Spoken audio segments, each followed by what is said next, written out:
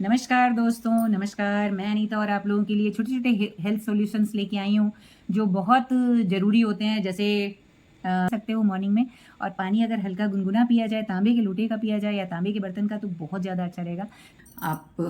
मैं आपको देने वाली हूँ, बताने वाली हूँ।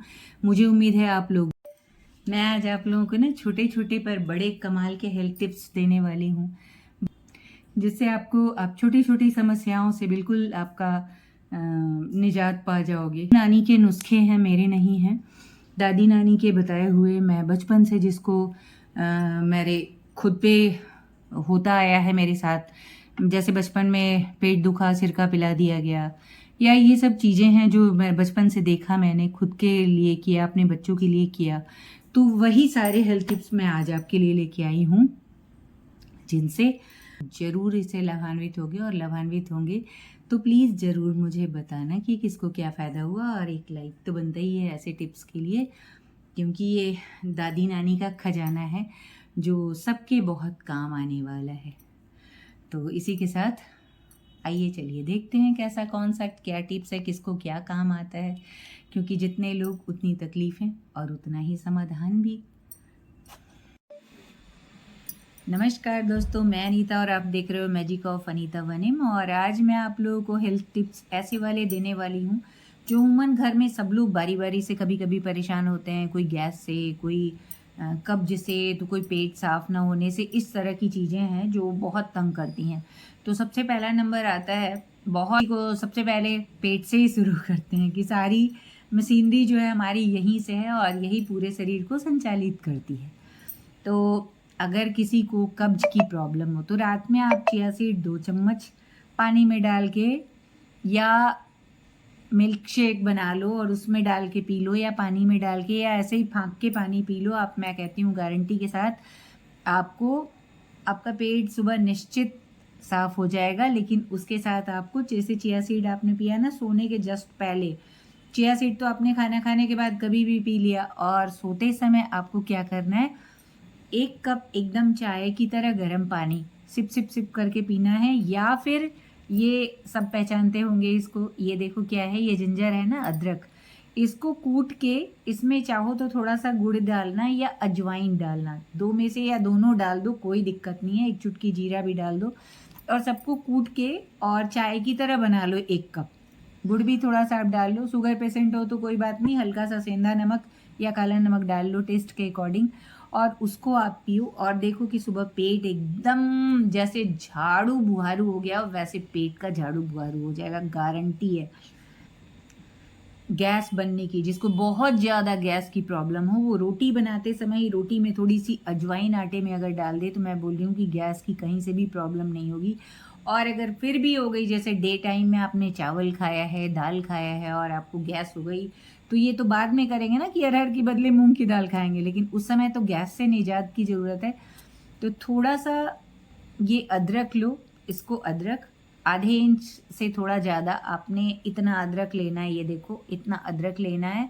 और इसको आपको कूट के इसमें थोड़ी सी अजवाइन डालनी है, और चाहो तो थोड़ा सा जीरा भी डाल लो। ये बहुत कमाल का चीज़ है। मैं तो हमेशा हर चीज़ बोलती हूँ कि घर ही के चीज़ों से दवा खानी चाहिए। ये नहीं कि आपने ये गोली खाई भका भक और उससे कुछ नहीं होता आपको, और उन गोलियों की आदत लग जाती है ना। तो आपको यही वाला आप टी पियो, जिंजर टी, और गैस से तुरंत तुरंत आराम मिल जाएगा। या आप अजवाइन को हल्का सा बेलन से या किसी चीज़ से आप थोड़ा थोड़ा उसको दरदरा कर लो, और उसमें थोड़ा सा काला नमक, जितना अजवाइन है उससे काफ़ी कम अजवाइन, बस अंदाज से थोड़ा सा नमक लगे, आपने हाथ पे लेना है, ऐसे फाँक के और पानी पी लो। और चाहो तो उसमें 1 चुटकी अजवाइन में हींग भी डाल सकते हो। तो ये गैस का एकदम फटाफट रामबाण है। और भी नहीं समझ में आ रहा हो इसके, तो एसाफिटिडा एक होम्योपैथ की दवा होती है, हम लोग घर में बराबर रखते हैं। ये कोई डॉक्टर से पूछने वाली दवा नहीं है। एसाफिटिडा वही हींग से बनता है। आप उसको 2-4 बूंद पानी में डाल के पी लो। बस आप देखो गैस से तुरंत निजात मिल जाएगा। ये गैस का बहुत कारगर, ये 2-3 चीज़ें बहुत बढ़िया है, तुरंत रिलीफ मिलता है। हम लोग तो बचपन में छोटे थे तो हमारे नाना जैसे हम लोग बचपन में कहते थे कि बहुत जैसे डकार आती थी बचपन में, तो पता नहीं होता लिमिट किसी चीज़ की। आप अंधाधुंध खाते हो, जैसे पुए मुझे बहुत पसंद है, मैं बहुत अंधाधुंध खाती थी। तो नाना सिरके में थोड़ा सा काला नमक, जामुन का सिरका, प्योर सिरका लेकिन होना चाहिए, जामुन का सिरका 2 चम्मच आधे कप पानी में थोड़ा सा काला नमक डाल के सकते हो, उससे भी बहुत ज़बरदस्त वाला फ़ायदा होता है। अब अगर सिर दर्द की बात मैं करूँ, बहुत ज़्यादा आपको सिर दर्द हो रहा है, एकदम सहन नहीं हो रहा है, या कोई माइग्रेन का पेशेंट है, तो वो उसको 1 कप पहले एकदम चाय जितनी गर्म पानी आपको धड़ाक से पी लेनी है, बहुत ज़्यादा गर्म पानी चाय की तरह आप पियोगे, थोड़ा-सा दर्द में आराम मिलेगा।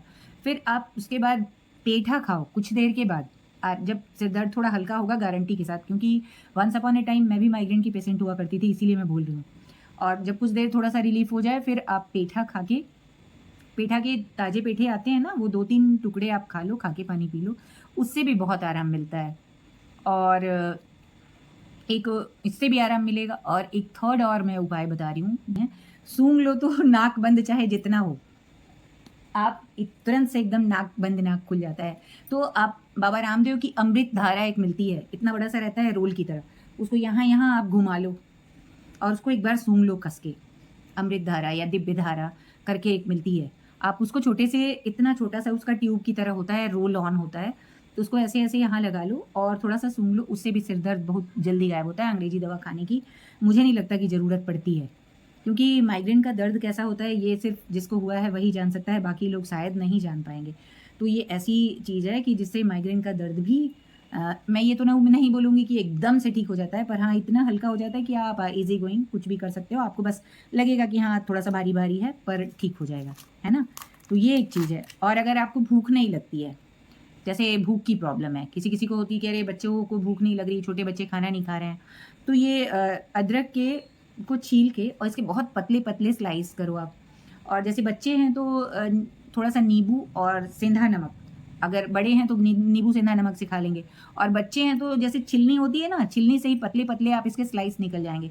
हल्का सा इसको कूट लो और इसमें मैगी मसाला आप मिला दो, बच्चों के हिसाब से मैं बता रही हूँ, तो उसको पिलाओ आप। गजब की भूख लगेगी, बच्चा खूब खाएगा खाने के साथ, खाने के पहले तो वो खाएगा नहीं, खाने में मिला के धीरे से खिला दो थोड़ा थोड़ा। तो बहुत बच्चों को, जैसे आप कितना छोटा मैं बताऊँ, जैसे बच्चों को आपको खिलाना है ना, तो आपको बस इतना, छोटे बच्चों को 2, 4, 5 साल 8 साल के बच्चे अक्सर होते हैं ना, तो वो बस इतना थोड़ा सा उनको खिलाना है। देखो ऐसे आपको दिखाई देगा, सॉरी मेरे ही मुँह में ये लग जा रहा है जी, ये बहुत पतला सा ऐसा आपको करके खिलाना है, भूख लगने लगेगी। या एक और होता है द्राक्षासो, ये भी मैं हमेशा घर में रखती हूँ, क्योंकि मेरी लाडली जो है, ये देखो आप, ये छोटी बच्ची की जैसी है, तो इसकी केयर भी मुझे छोटे बच्चों की तरह आज भी करनी होती है, स्पेशल चाइल्ड है, तो मैं द्राक्षासो रखती हूँ। द्राक्षासो होता है जिसको ब्लड की कमी है या भूख नहीं लग रही है छोटे बच्चों को, या खाना से थोड़ा अरुचि हो गया है, उनके लिए द्राक्षासो कमाल की चीज़ है। मैं अभी दिखाती हूँ कैसा है। क्यों खाने पीना में थोड़ी अरुचि हो रही है, मन से नहीं खा रही है, तो द्राक्षासो, इससे ब्लड भी बढ़ता है, ये काले अंगूर से बनता है और बहुत टेस्टी भी होता है, टेस्ट अच्छा होता है, बच्चे बहुत मज़े से खाते हैं।